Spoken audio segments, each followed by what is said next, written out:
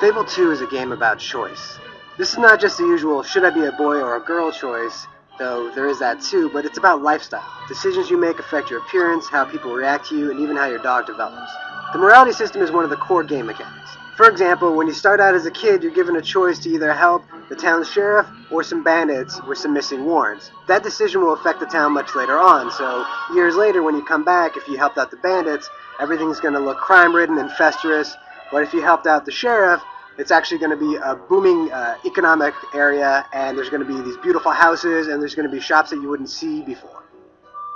The system is pretty nuanced, and there are a lot of things to consider. It ultimately comes off as kind of artificial. The idea is to get you to feel your character progressing as a person, but you don't really get that sense. Sure, there are lots of little meters and numbers popping up to tell you if you're good or bad, but it really doesn't change the big decisions you make at the end of the game. Thanks. You're a lifesaver. Now, the expression system is a pretty good idea. It's simple enough. You just hit the right bumper, you bring up an expression wheel, you can choose from a variety of different ways to interact with people. You don't talk to people, you just give them physical gestures, so you can flip somebody off, or you can give them a little vulgar thrust, or you can beg for money, or you can give them a gift. You can do quite a lot of stuff with interacting with people, but ultimately that's an artificial device, because all you're trying to do is move the different meters for how people feel about you. So you're not so much inhabiting a role as you are just sort of trying to manipulate the system.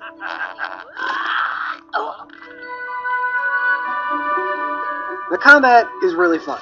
It's a really flexible and very simple system.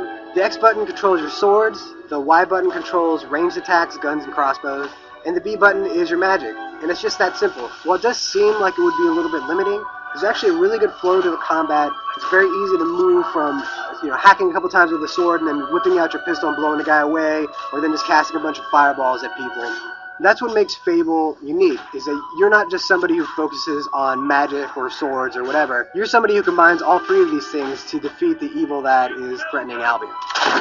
One of Fable's big features is co-op play. Now, unfortunately, online co-op is not available until sometime shortly after launch, so it's not something that we could test. However, online co-op is supposed to work very similar to couch co-op.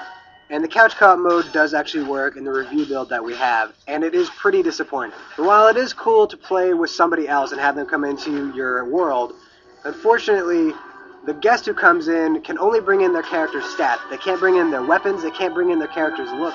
So they're going to look different than they would in their own game, which sort of defeats the purpose. Now, you can't go run around with each other and sort of explore what somebody else's world looks like. They can help you out, earn extra experience. You can barter over who's going to get what amount of money. And you can actually combine attacks together to get more experience. So your buddy can hit a guy with one attack, and then you can shoot him, and you're basically going to get a cool combo that you wouldn't normally get playing alone. Of course, you kind of want to have your character in your friend's game so they can just see how ridiculous you look. And you're not going to get that with Fable 2 co-op the way that it is. Hopefully, they patch it early on so that you can actually see what somebody else looks like. Fable 2 is not the kind of game that's going to really challenge you. But then again, it's not really supposed to. The idea is that you are one of the greatest heroes in the history of Albion, so it makes sense that by the game's end, you can pretty much mop the floor with any creature you meet. You might not even die once the entire time during the game. If you have a real tunnel vision and you just run from all the main quest missions one after the other and ignore all the other cool stuff that there is to see in the world of Albion, you could probably get through the game within 8 hours. It's not that long.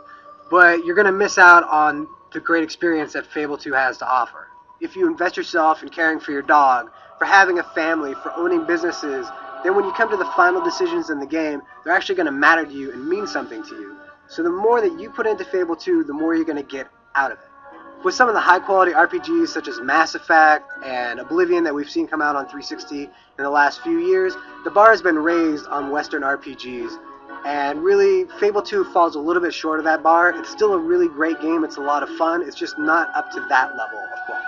For the full written review, head on over to IGN.com. Oh, really? Much appreciated.